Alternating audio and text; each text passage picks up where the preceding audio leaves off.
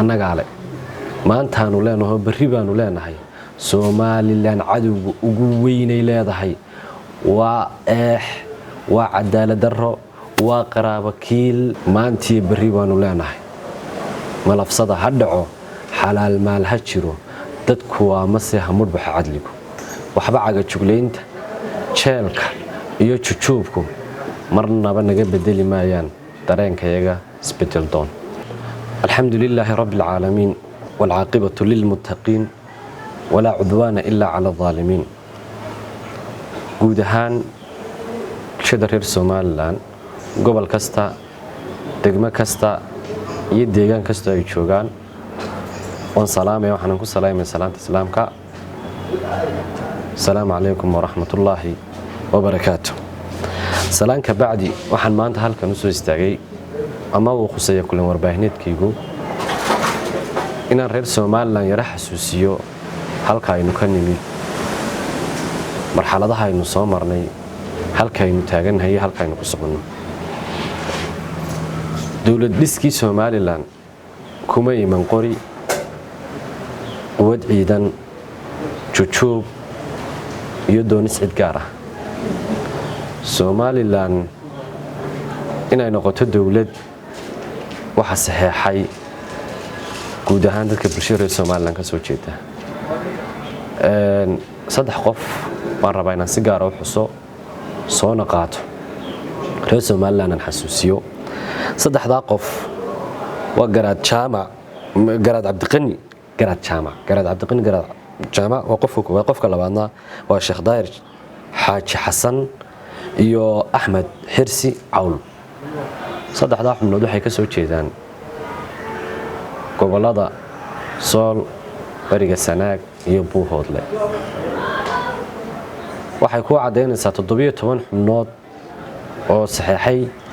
dawladnimadii Somaliland inay gobolada maanta barigu ay ahaayeen kuwii ugu mudnaa qaybna ka ahaa waxa quruxda badan ee maanta Somaliland ay muddo ku soo halmaalaysa dawlado kala dambeeyay ama xukuumado kala dambeeyay midba meel bu soo gaarsiiyay kasoo bilow Cabdiraxmaan Igaal Riyaale iyo Siiraanyo waxa jirtay waqti bulshada reer Somaliland ay inta badan doodooda ku salka ku haysay in ictiraafka soo dhow yahay inaynu hayno jidkii ictiraafka rajo wanaagsan bay ahayd mar baa jiray dhaqaalaha horumarka kobac ballaaran uu sameeyay ninba meel buu soo gaarsiiyay dawladnimadu qori isku dhiib weeyaan waxaynu ku soo caanamaalay oo aynu adduunyuhu nagu majeerteen aynu kaga duwanayn badiba wadamada Afrika dimuqraadiyad istoorasho isu tanaasul waxaynu ka iibin jirnay nabad xasilooni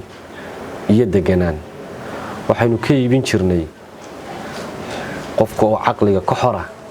ra'yigiisa aan la gaban dadka oo nabadgeliyo ku daanshooda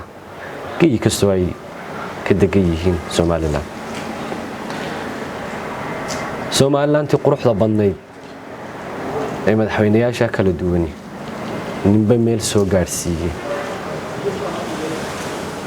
maanta halkay taagantay halkaynu joognaa waxa laga yaabaa 2017 wixii ka horeysay waqtigii Siiraanyo hadaad meelaha bulshadu ku sheekaysato tagto waxa kaliya laga hadli jiray maanta wada Hiblaayo la dhisaya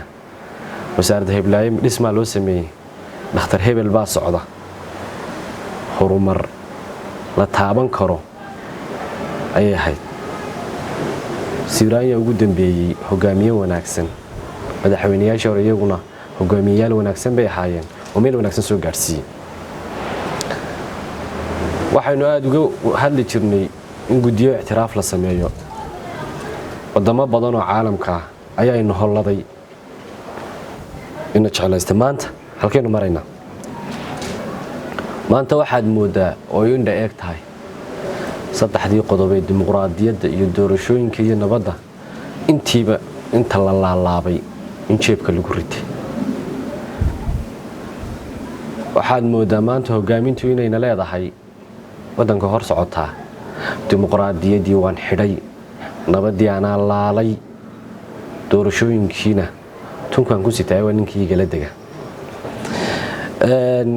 waxaynu se leenahay waa riya maalmeed oo dhici mayso.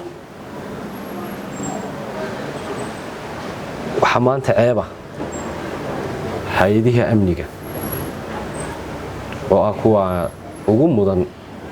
ciidamada dariiska xidhan noocay doonaan ha noqdaane waa kuwa shacabka Somaliland ay ku ladayeen. waa la muuqaal xumeeyey, waa la fool xumeeyey. maanta ninka ciidanka dariiska xidhani waa saaxiibka, hooyada, odayga, siyaasiga iyo dhaqanka. waa ninka amnigiisa sugay lagu lada weeyaan. waxa ceeba maanta in hay-adihii amniga qaarkood loo adeegsado in lagu waxyeeleeyo, lagu jojoobo maatidii, birmageydadii iyo qaar ka mid ah hogaankii dhaqanka. maanta Somalilandtii quruxda badnayd waxay ku dambeysay in muwaadiniintii, warbaahintii, muwaadiniintii ugu mudnayd dadka warbaahinta, siyaasiyiinta iyo birmageydadii qaarkood inay ra'yi ka dhiibteen noocan wax u socdaan, inay dibadmeer u yihiin, inaanay ehelkood soo booqan karin. waxaynu ognahay oo ugu dambeysay Bushaaro Baanday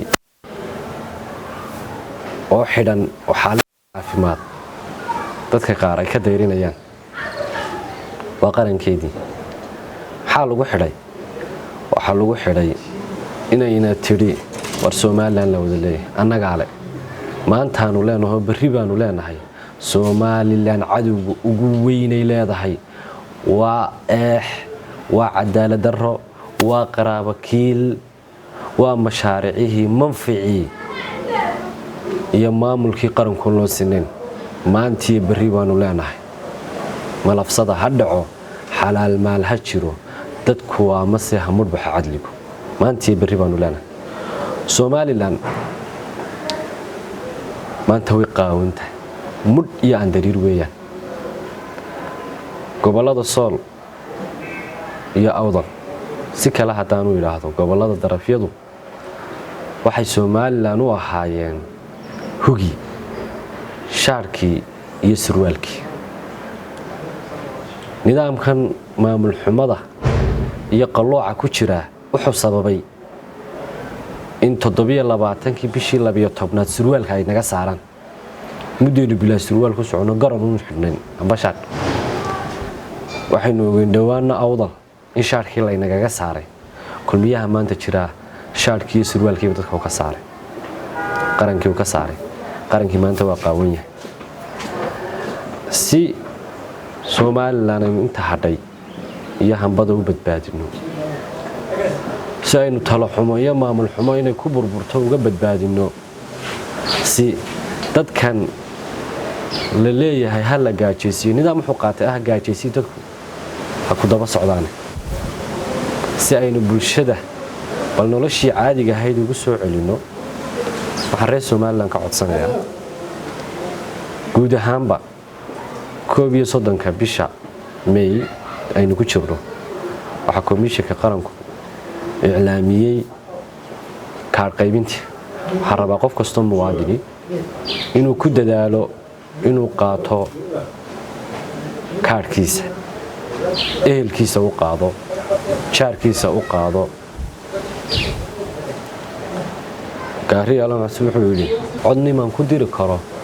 col haddaan u soo tubo wuxuun bay u daran tahay, ka kalaan halkiisii in la doorto jecelahay. annagu ka xisbi ahaan ma aaminsanin, mana lihin qori iyo xoog iyo jujub qaranka hala geliyo. cod baynu ku keenay muuse oo ay ku keeneen dadkii meesha keenay. cod baana lagu dirayaa, cod buu ku yimid, cod baana lagu dirayaa. xoog inaguma qabsan, inaguma haysan karo. cudud ciidan